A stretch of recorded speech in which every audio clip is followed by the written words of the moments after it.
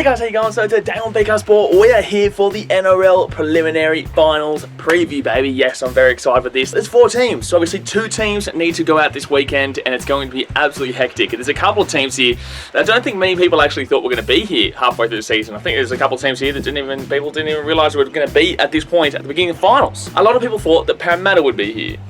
I didn't.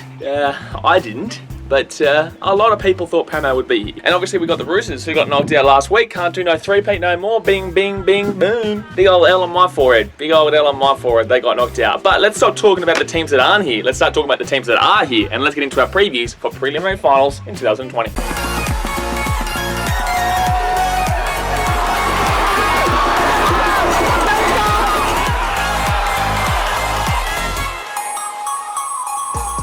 First up, guys, we have the final Friday night footy of the rugby league season, and it's between 2 massive big dogs, between the Melbourne Storm and the Canberra Raiders. And this is going to be a really interesting game. Obviously, it's not down in Melbourne. It is up in Queensland right now, and I believe the Storm have won 19 games in a row in Queensland or some shit. So, you know, buddy, some shit seems just too damn well good, mate. It seems just too damn well good. But obviously, you know, they don't get the technical home ground advantage. That is Melbourne. But then again, you know, Sunshine Coast is basic. Oh, it's the Suncorp, actually. It's the Suncorp. Queensland, Victoria, they've always kind of had this bloody thing going on because all the Storm players, you know, used to play for Queensland. So, or kind of do play for Queensland because all their feeder clubs are in Queensland. So if you're wondering why the Storm are always associated with Queensland, it's for this very reason. It's because most of their feeder clubs are in Queensland and most of their players obviously play for the Maroons. So it is definitely a home ground advantage for them in Queensland. But the thing that's really confusing about this game is that the Raiders have like a hoodoo over the Storm. Like, I know that the Storm won earlier in the season, and I know that besides that 3-game spurt, the Storm had a pretty good record against them, but for the last probably 10-15 years, it really has been a 50-50 battle with the Raiders and the Storm. And the Raiders, even when they haven't been so great, they still find a way to compete, and they still find a way to actually, you know, whether they get over the line or not, they actually compete in the games, even when the Storm were just unbeatable. And not just this, the Raiders are also coming off being in the Grand Final last year. You know, they just made their revenge. They just avenged themselves from the loss to the Roosters in the Grand Final. They beat them last week, and the Raiders did look really good. Yes, it was a very close game, and yes, it came down to the final siren. However, it was a fantastic performance by the Raiders, and they truly deserve to be here. Do I think they've got what it takes to win the Grand Final? I'm not too sure. I'm not too sure compared to these other teams. You know, the Panthers are absolutely fantastic. Absolutely, but absolutely. What's that? Absolutely. You know, the Panthers have got a really, really fast-paced team that are just clinical, just very clinical. The Rabbitohs are a high-attacking team that score like 30 to 50 points each week. And then you've got this Storm team who probably are the favourites to, maybe second favourites behind the Panthers this year. But a lot of people outside of the bookies would be classing the Storm as their favourites. But the Storm, and I've mentioned this in a couple of these tipping videos, is that the Storm are giving away a lot of points. They're not just scoring a lot of points, they're also giving up a lot of points. A lot of their games are quite high scoring, and if they're going to go into a battle with the Raiders, who I feel like are going to be a lot more of a grinding team. Storm and Raiders are both very grinding teams, but they both do have the attacking ability to continuously move forward and apply pressure and also score tries. So this actually, I don't know whether it's going to be a high score or a low score, because it could honestly be both with these teams. They're both grinders, but they both also can give up a lot of points, and they both can, you know, match it in regards to scoring points with the other team. So I do have my worries about the Storm. I do definitely have my worries about the Storm.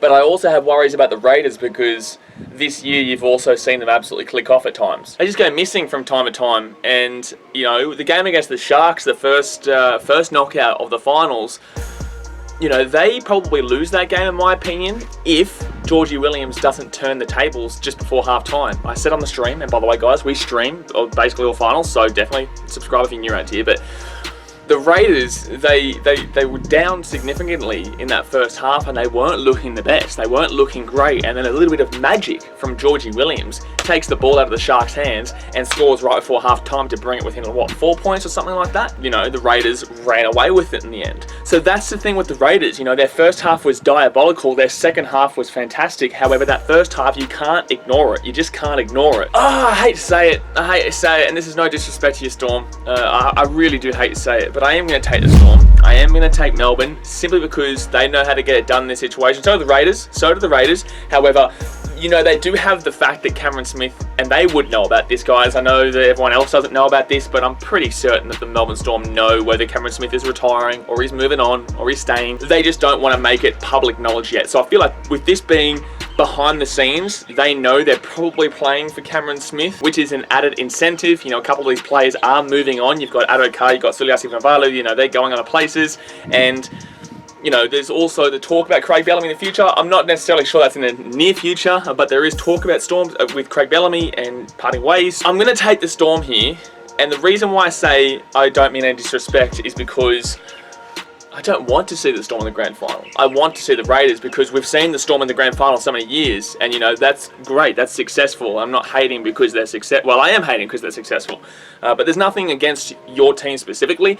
I'm just overseeing the same repetitive teams like the Melbourne Storm and the Roosters. That's why everyone was so happy when the Roosters got knocked out last week. Not just because of the three-peat shit, but because it's just so continuous. If the Raiders win this game, no matter what, we're going to get a fresh Grand Final between two teams that, you know, the last time we saw, I know the Raiders were in last year, but in the same sense, they didn't win. You know, it's fresh. So I'm going to take the Storm here, unfortunately.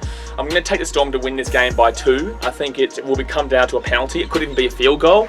I want to say the Raiders because they do have like a bogey kind of curse over them, but I don't think it's as strong as everyone makes it out to be. You know, they did lose this year in Canberra in that one game they've played so far. They also obviously, you know, they won the 3 games in a row, but before that, the Storm had a pretty good record against them too. They kind of go in stages, these two teams. I looked at the record with these two teams, and they kind of go in stages. And the Raiders had their form against them like last year and halfway through the other year. And the Storm, on the other hand, it looks like they might be coming into a little bit more of the 50-50 side of things. Very interesting matchup, but I will take the Storm, and I'll take them by 2 points. Saturday night action, eh? Panthers. Woo, Panthers going up against the Rabbitohs. This is a tasty affair, this one. This is probably the one that most people are more than likely looking forward to. Well, they're probably more so looking forward to this one because of the attacking football. I guess the other one's more attacking football too, but you know, this is really fast-paced footy here. You know, the Panthers have a very fast-paced team, very young team, very fresh team, very ready-to-go team. And then you've got the Rabbitohs, who, they're also quite fresh. They're also quite young. They're very fast-paced.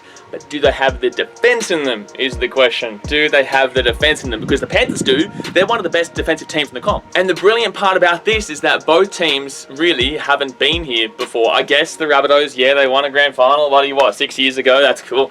Okay. No, that doesn't really make any difference, really. That was 6 years ago, so I'm not really going to focus on that. A lot of people, especially me, well, before this season, right? Before this season, and I will do a review of what I said going into the season, I actually said the Panthers wouldn't make the 8, right? Which is crazy, absolutely crazy. But then again, that's great in hindsight. Before the season, they had a lot of issues that looked like they were there. You know, if Cleary went down, that's what I mainly said. If Cleary goes down, who else is going to be that guy? But we've obviously seen Jerome Luai has come into action. Even if Cleary was out, I really feel like Jerome Luai would be able to do a lot with this team, and that's a big surprise packet for me. And this is a very well-oiled Panthers machine that is still really young. Like, this could be the start of a decent length of time with this team at the top. Yes, it's too early to say. Yes, obviously they could want to win the grand final. There's still a long way to go to actually become a dynasty kind of team. You know, just because you win and have one great year doesn't mean jack shit. A lot of things need to go your way still. However, the signs are there. The signs are there for this Panthers team, who do look really good. People have been underrating them all season. People have been saying they're not going to do it all season. You know, they've won how many games in a row now? 16 damn well games in a row now. You know, you have to respect that. You know, you have 17, I don't know, 16, 17. They've won too many games in a row that I don't even know the number. The Rabbitohs, on the other hand, they came through and won convincingly over the Knights. We all knew that was happening, buddy. The big boys, we even flogged the Knights the day, week before.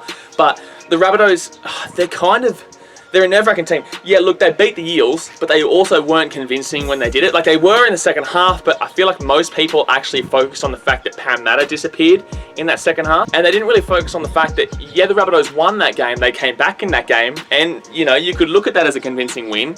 I don't, though, because the missed kick from, I think it was Moses, the missed kick and hitting the post, which they went and scored a try again, and then a whole different ballgame. You know, Parramatta gave them that win, really.